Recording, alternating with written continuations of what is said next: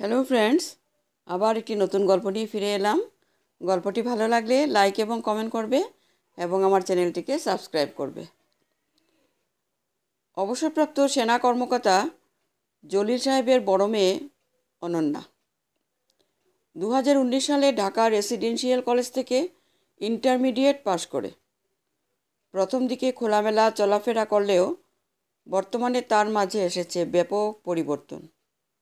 এই তো ইন্টারমিডিয়েট পরীক্ষার আগে রেক ডের দিনেও প্যান্ট টি শার্ট পরে মডার্ন ডান্সের মাধ্যমে সম্পূর্ণ কলেজ মাতিয়েছিল।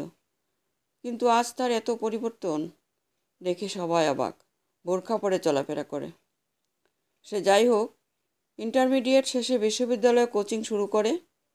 বুকে তার অনেক স্বপ্ন। বিসিএস ক্যাডার হতে হবে, বাবা মা বোনদের পাশে দাঁড়াতে হবে, কারণ তার ভাই নেই। ছোট বোন আছে, একজন 10-এ পড়ে এবং অপরজন 6-এ পড়ে। বিশ্ববিদ্যালয়ের জন্য ব্যাপক প্রস্তুতি নিয়ে থাকে, কিন্তু কোনো এক অজানা কারণে কোথাও চান্স হয়নি। জীবনে অনেকটা হতাশ হয়ে যায়। আর এর মাঝে চলে আসে কদমফুল ভাইরাস, যার আতঙ্কে সম্পূর্ণ জাহান স্থবির হয়ে যায়। বন্ধ হয়ে যায় সকল কার্যক্রম। এতে অনন্যা আরও ভেঙে পড়ে। আর এটা দেখে জলিল সাহেব নিজ মেয়েকে বিয়ে দিতে চান, যাতে মেয়েটা হতাশ থেকে বের হয়ে আসতে পারে। যার কারণে তিনি একে একে ছেলে দেখতে থাকেন, আর অনন্যা নানা অজুহাতে বিয়ে ভাঙতে থাকে। এরপর সে আবার নতুন করে স্বপ্ন দেখতে থাকে। বিশ্ববিদ্যালয়ে সেকেন্ড টাইম পরীক্ষার প্রস্তুতি নিতে থাকে, আর এদিকে নিজের বিয়ে আটকানোর জন্য কথা রটিয়ে দেয়, আমার বিয়ে বন্ধ রয়েছে। এভাবে চলতে থাকে দিন। গুচ্ছ পরীক্ষা সিস্টেমে সে অংশগ্রহণ করে, কিন্তু ভালো ফলাফল করতে পারে না। তারপরেও কোনো রকম শেষ অবস্থায় আটকে যায়। একটা নামকরা বিশ্ববিদ্যালয়ে আরবি ভাষা ও সাহিত্য বিভাগে ভর্তি হয়। এখন সারা জীবন স্কুলে পড়েছে, আরবি সম্পূর্ণ নতুন, তাই ক্লাস ধরে রাখতে তার বেশ বেগ পেতে হচ্ছে। ও হ্যাঁ, বলতেই ভুলে গেছি, ইন্টারমিডিয়েট শেষ করে কোনো বিশ্ববিদ্যালয়ে যখন চান্স হচ্ছিল না, তখন সে একটা polytechnic institute diploma in computer টেকনোলজিতে ভর্তি হয়েছিল। যাই হোক, এভাবে দুটো ইনস্টিটিউটকে খুব সুন্দরভাবে ম্যানেজ করে চলেছিল। এত কিছুর পরেও বাড়িতে বিয়ের প্রস্তাব আসতে থাকে, কিন্তু সে নানান ছুতোয় ভাঙতে থাকে।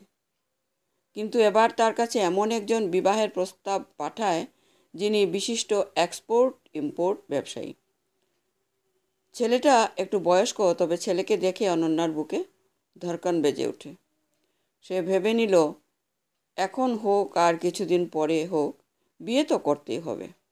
আর বিশ্ববিদ্যালয়ের কিছু ছেঁচড়া সিনিয়র যেভাবে আমাকে জ্বালাচ্ছে, তার থেকে আমি বিয়েটা করেই ফেলি। এতে চরিত্র সহ সব ঠিক থাকবে। ছেলেটার নাম নবীন আহসান। সেখান থেকে অনন্যা আহসান হওয়ার স্বপ্ন দেখছে। নবীনরা 2 ভাই বোন। বড় বোনের বিয়ে হয়ে গেছে, সে স্বামীর সাথে চায়নাতে থাকে, আর ঢাকার মোহাম্মদপুরে বাবা মাকে নিয়ে নবীন থাকে। কোটিপতি মানুষ, আর সেখানে শুধু বাবা মা আর স্বামী। খুব মজার সংসার চলবে। বুকের মাঝে নানান স্বপ্ন দেখতে থাকে। যেহেতু অনন্যা ইসলামী বিশ্ববিদ্যালয়ে কুষ্টিয়াতে পড়াশোনা করত, কিন্তু স্বামীর বাড়ি মোহাম্মদপুর হওয়াতে তারা এখানে পড়তে দিবে না। অনন্যা সেটাতেও রাজি। যাই হোক, অবশেষে অনন্যা ও নবীনের বিয়ে হয়ে যায়। বিয়ের পর আবার শ্বশুরের গ্রামে সপ্তাহখানেক থেকে তারা ঢাকা চলে যায়। অনন্যাকে প্রাইম এশিয়া বিশ্ববিদ্যালয়ে ভর্তি করে দেয়। তাদের সংসার খুব ভালোই চলছিল। বিয়ের 1.5 বছরের মাথায় অনন্যা ও নবীনের কোল আলো করে একটা কন্যা সন্তান জন্ম নেয়। এরপর মেয়েকে মানুষ করতে গিয়ে অনন্যা আর পড়াশোনা এগোতে পারেনি। সেখানেই থেমে যায় তার শিক্ষা জীবন। আজ মেয়েকে বুকে নিয়ে শুয়ে থাকে ভাবে, অনন্যা তার বিসিএস ক্যাডার হওয়ার কথা ছিল, কিন্তু আজ সে স্নাতক পর্যন্ত শেষ করতে পারল না। তবে হ্যাঁ, সে নিজেকে সার্থক মনে করে। কারণ সে একটা পাবলিক বিশ্ববিদ্যালয়ে ভর্তি হওয়ার সুযোগ পেয়েছিল। কয়েক মাস ক্লাসও করেছিল। এই কথা ভেবেই সে তৃপ্তির ঢেকুর ছাড়ে আর ভাবে আমার অপূরণীয় স্বপ্ন আমার মেয়ে পূরণ করবে। নমস্কার।